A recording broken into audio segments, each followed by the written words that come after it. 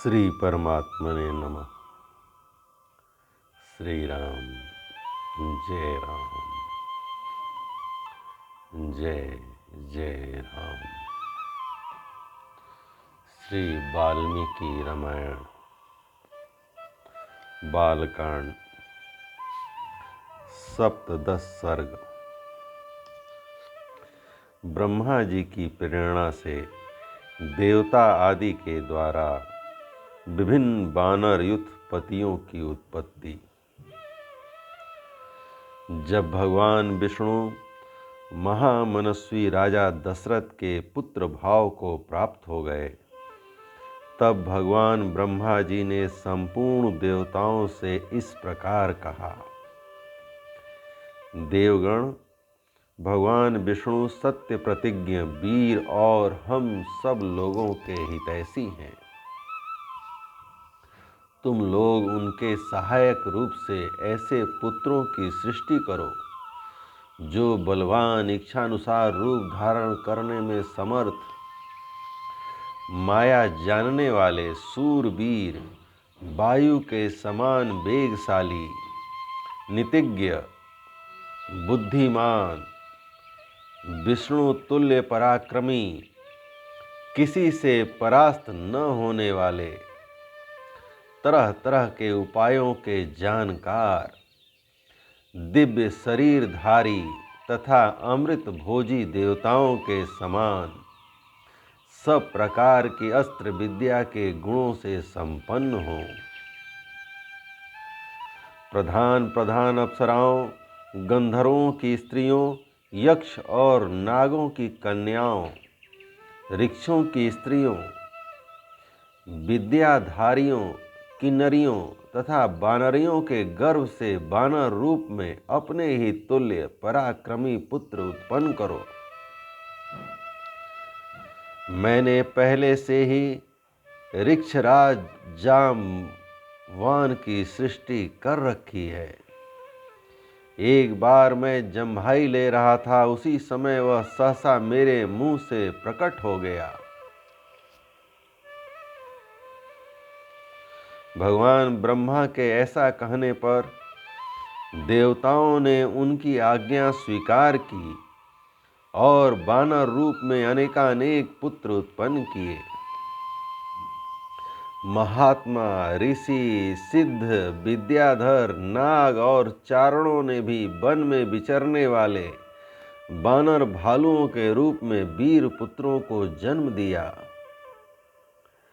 देवराज इंद्र ने वानर राज बाली को पुत्र रूप में उत्पन्न किया, जो महेंद्र पर्वत के समान विशाल काय और बलिष्ठ था। तपने वालों में श्रेष्ठ भगवान सूर्य ने सुग्रीव को जन्म दिया। बृहस्पति ने तार नामक महाकाय बानर को उत्पन्न किया, जो समस्त बानर सरदारों में परम बुद्धिमान और श्रेष्ठ था। तेजस्वी बानर गंधमादन कुबेर का पुत्र था। विश्वकर्मा ने नल नामक महान बानर को जन्म दिया। अग्नि के समान तेजस्वी श्रीमान नील साक्षात अग्निदेव का ही पुत्र था। वह पराक्रमी बानर तेज, यश और बल, वीर में सबसे बढ़कर था। रूप वैभव से संपन्न सुंदर रूप वाले दोनों अश्वनी कुमारों ने स्वयं ही मैंद और त्रिविध को जन्म दिया था। वरुण ने सुषेण नामक बानर को उत्पन्न किया और महाबली पर्जन्य ने सरभ को जन्म दिया। हनुमान नाम वाले ऐश्वर्यशाली बानर वायु देवता के औरस पुत्र थे। उनका शरीर वज्र के समान सुदृढ़ था। वे तेज चलने में गरुड़ के समान थे। सभी श्रेष्ठ बानरों में वे सबसे अधिक बुद्धिमान और बलवान थे। इस प्रकार कई हजार बानरों की उत्पत्ति हुई। वे सभी रावण का वध करने के लिए उद्धत रहते थे। उनके बल की कोई सीमा नहीं थी। वे वीर पराक्रमी और इच्छानुसार रूप धारण करने वाले थे। गजराजों और पर्वतों के समान महाकाय तथा महाबली थे। ऋक्ष, बानर तथा गोलागुल लंगूर जाति के विग्र शीघ्र ही उत्पन्न हो गए। जिस देवता का जैसा रूप, वेश और पराक्रम था, उससे उसी के समान पृथक पृथक पुत्र उत्पन्न हुए। लंगूरों में जो देवता उत्पन्न हुए, वे देव अवस्था की अपेक्षा भी कुछ अधिक पराक्रमी थे। कुछ बानर ऋक्ष जाति की माताओं से तथा कुछ किन्नरियों से उत्पन्न हुए। देवता, महर्षि, गंधर्व, गरुण, यशस्वी, यक्ष, नाग, किम पुरुष, सिद्ध, विद्याधर तथा सर्प जाति के बहुसंख्यक व्यक्तियों ने अत्यंत हर्ष में भरकर सहस्त्रों पुत्र उत्पन्न किए। देवताओं का गुण गाने वाले वनवासी चारणों ने बहुत से वीर विशाल काय बानर पुत्र उत्पन्न किए। वे सब जंगली फल मूल खाने वाले थे। मुख्य मुख्य अप्सराओं, विद्याधारियों, नाग कन्याओं तथा गंधर्व पत्नियों के गर्भ से भी इच्छा अनुसार रूप और बल से युक्त तथा स्वेच्छानुसार सर्वत्र विचरण करने में समर्थ बानर पुत्र उत्पन्न हुए। वे दर्प और बल में सिंह और व्याघ्रों के समान थे। पत्थर की चट्टानों से प्रहार करते और पर्वत उठाकर लड़ते थे।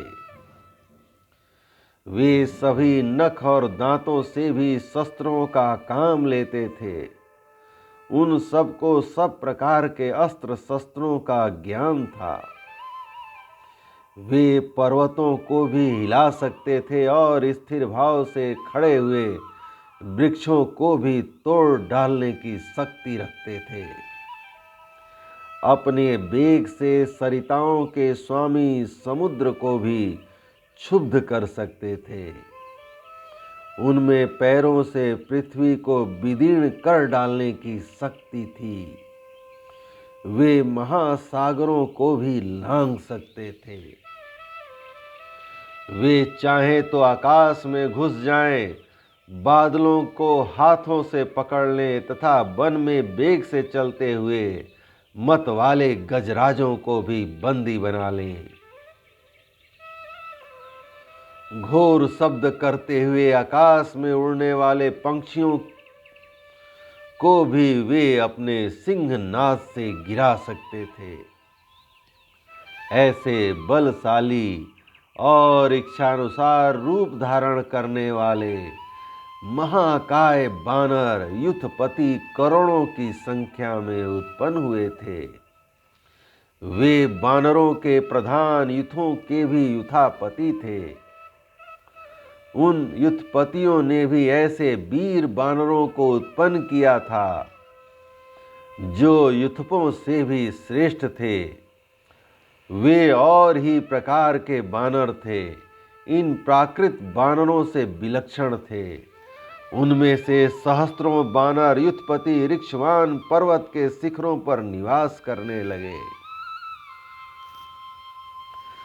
दूसरों से नाना प्रकार के पर्वतों और जंगलों का आश्रय लिया। दूसरों ने नाना प्रकार के पर्वतों और जंगलों का आश्रय लिया। इंद्र कुमार बाली और सूर्य नंदन सुग्रीव ये दोनों भाई थे। समस्त बानर युथपति उन दोनों भाइयों की सेवा में उपस्थित रहते थे। इसी प्रकार वे नल, नील, हनुमान तथा अन्य बानर सरदारों का आश्रय लेते थे। वे सभी गरुण के समान बलशाली तथा युद्ध की कला में निपुण थे।